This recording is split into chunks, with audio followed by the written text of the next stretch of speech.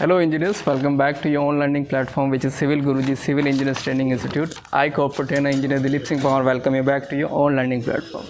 Engineers आज के इस मॉड्यूल में हम एक पर्टिकुलर साइट पे आए हैं जहाँ आप देख पा रहे हो कि रेनफोर्समेंट वर्क हो रखा है स्लैब का, इसी के साथ साथ कॉलम का भी रेनफोर्समेंट वर्क हो रखा है और बीम का भी रेनफोर्समेंट वर्क हो रखा है और कहीं कहीं पे छज्जा रेनफोर्समेंट का भी वर्क हो रखा है। तो आई होप कि इस मॉड्यूल में हम ट्राई करेंगे मैक्स टू मैक्स कंटेंट को कवर करें विद आवर ट्रेनीज। तो इसी के साथ हम वीडियो को स्टार्ट करते हैं without wasting any more time. So engineers, जैसे कि आप मेरे पीछे देख पा रहे हो, किसी भी पर्टिकुलर साइट पे जब कंस्ट्रक्शन वर्क हो रहा होता है तो सबसे पहला जो मेन प्रायोरिटी है आपकी वो है सेफ्टी।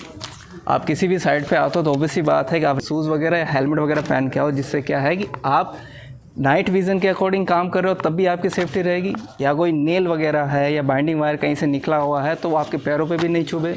और ये हेलमेट तो आपके पास होना ही चाहिए, क्योंकि अपनी साइड पे मेन प्रॉब्लम ये है कि आप अगर ग्राउंड फ्लोर पे खड़े हो, फर्स्ट फ्लोर पे कोई कंस्ट्रक्शन वर्क हो रहा है तो कोई भी मटेरियल हो सकता है, इक्विपमेंट है, वो गिर सकता है तो आपके सीधा हेड पे चोट लग सकती है। तो इस बेसिस पे ये जो सेफ्टी मेजरमेंट आपको हमेशा मेजर करके रखने हैं। तो अब हम स्टार्ट करते हैं स्लैब वर्क के बारे में।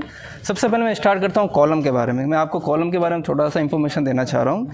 सो जैसा कि इंजीनियर्स आप देख पा रहे हो, कभी भी कॉलम में जब लैप पड़ता है तो आप ट्राई करो कि वो जो लैप है वो कॉलम के जॉइंट से L/4 डिस्टेंस या L/3 डिस्टेंस जो भी आपके किस पे मेंशन है, आपके डिज़ाइन पे मेंशन है, वो ही यहाँ पे होनी चाहिए। ठीक है, जैसा कि यहाँ आप देख पा रहे हो, यहाँ जो लैब दिया गया है नियरली L/4, मतलब आपके जोन फर्स्ट जो कि डेंजर जोन है उसी पे ही लैब दे दिया गया है, जो कि गलत है। तो आपको इस चीज़ का ध्यान रखना है कि इस डेंजर जोन में कभी भी लैप नहीं आना चाहिए। ट्राई कीजिए कि L/4 डिस्टेंस या L/3 डिस्टेंस जो भी आपके किस पे गिवन है, आपके डिज़ाइन में गिवन है, वो छोड़ के ही हमें इस सेफ जोन में क्या देना होता है, हमेशा लैप देना होता है। और हमेशा ट्राई कीजिएगा कि जो आपके जो ये बार जो कट रहे हैं ना, वो अल्टरनेट होने चाहिए।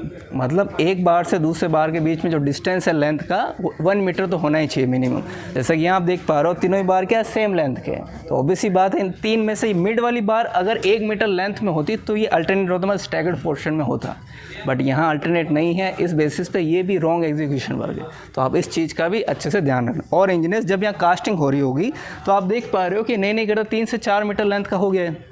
अब ऑब्वियसली बात है कि आपने एक बाइंडिंग वायर और एक टाई की बेसिस पे इसको होल्ड करके रखा है। बट जब कास्टिंग होगी तो ऑब्वियसली बात है कि जो भी लेबर वगैरह है, जब यहाँ पे वो क्या है रेडी ला के कॉन्क्रीटिंग को कास्ट करेंगे तो हो सकता है वो इस रिंग पे पैर रखें, जो कि बाय डिफ़ॉल्ट ह्यूमन टेंडेंसी वो रखेंगे ही। तो आपने इन जो अल्टरनेट लैब के लिए जो सरिये दिए, जो नहीं करता 3 मीटर लेंथ में, वो खुलने के चांसेस हैं, क्योंकि आपने इस पूरी असेंबली को एक रिंग और बाइंडिंग वायर के भरोसे छोड़ दिया। तो इसका आप रेक्टिफाई कैसे करते, आप नहीं करता सेफ जोन तक क्या करते, इस पर रिंग बनवाते, जिससे क्या है कि ये एकदम क्या मजबूती के साथ खड़ा रहता। जिससे ये होता कि जब भी यहाँ पे कोई कंस्ट्रक्शन का या कास्टिंग का वर्क हो रखा होता तो ये अपनी पोजीशन से हिलते नहीं। तो आई होप कि ये जो एक सेफ्टी मेजरमेंट है वो आपको अलग से पता चला होगा कि हमें इस एग्जीक्यूशन के टाइम क्या कर लेना था। ठीक है, अब इसके साथ आगे बढ़ते हैं। जैसा कि आप यहाँ देख पा रहे हो, ये एक स्लैब दिख पा रही है। आरिश, एक बार स्लैब दिखाइए। ये जो स्लैब है ये क्या 2 वे स्लैब है। 2 वे स्लैब क्यों है? क्योंकि इसका L/LX का रेशियो है 2 से कम है, इस वजह से ये क्या है 2 वे स्लैब है। और प्लस इसके चारों तरफ बीम भी आप देख पा रहे हो, बीम भी क्या है आपस में रेनफोर्स की गई है। अब यहाँ देखो, यहाँ अल्टरनेट क्रैंक भी दे रखे हैं। यारिश यहाँ दिखाइएगा एक बार, ये क्रैंक ये देख पा रहे हो, ये क्या क्रैंक है। और ये क्रैंक और दूसरे क्रैंक के बीच में जो डिस्टेंस है डबल स्पेसिंग होती है। अब डबल स्पेसिंग में ऑब्वियसली बात है कि आपको मिड में कोई ना कोई बार देनी होगी, जिससे क्या डबल स्पेसिंग आपकी रेक्टिफाई हो जाए। तो यहाँ हमें क्या करना था, एक टॉप एक्स्ट्रा देनी थी, जबकि यहाँ नहीं दे रखी है। तो ऑब्वियसली बात ये भी क्या है, एक रॉन्ग एग्जीक्यूशन वर्क हो चुका है। तो इस चीज़ का भी आपको ध्यान रखना है। ठीक है, और यहाँ देख पा रहे हो जैसे ये पहले से कंस्ट्रक्शन वर्क हो रखा है ना। आरिश, एक बार ढंग से दिखाइएगा, वहीं से दिखाइएगा। जैसे कि आप यहाँ देख पा रहे हो, ये कंस्ट्रक्शन वर्क पहले से हो रखा है। अब हमारा जो स्लैब का कास्टिंग है वो होने वाले हैं यहाँ पे। अब इशू क्या आएगा कि हो सकता है कास्टिंग के टाइम जब यहाँ पे कंक्रीट पोर की जाएगी तो हो सकता है कि कहीं कहीं पोर्स रह जाए। और जब आप अगले दिन इस पर्टिकुलर स्लैब की जब क्योरिंग करोगे तो हो सकता है कि उन पोर्स की वजह से आपका जो पानी है ड्रेन आउट हो जाए।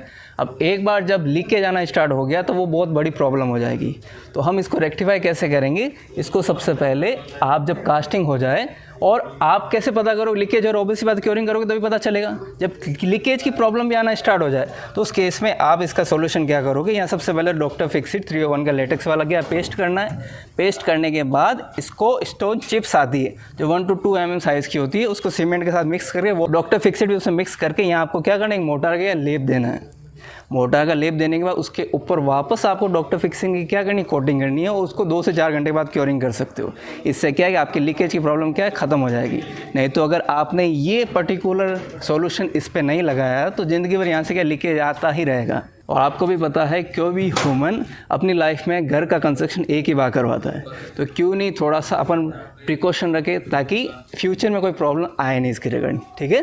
तो ये भी आपने एक सॉल्यूशन जाना कि ऐसी पोजीशन में क्या किया जा सकता है, ऐसी सिचुएशन में क्या किया जा सकता है। अब आगे बढ़ते हैं। आरिश एक बार ये दिखाइएगा आप कंडक्टिंग इंजीनियर्स, आप ये देख रहे हो ये क्या इलेक्ट्रिफिकेशन वर्क है, इसे कंडक्टिंग का वर्क बोलते हैं। जब आपकी स्लैब बनती है तभी ये कंडक्टिंग का वर्क किया जाता है।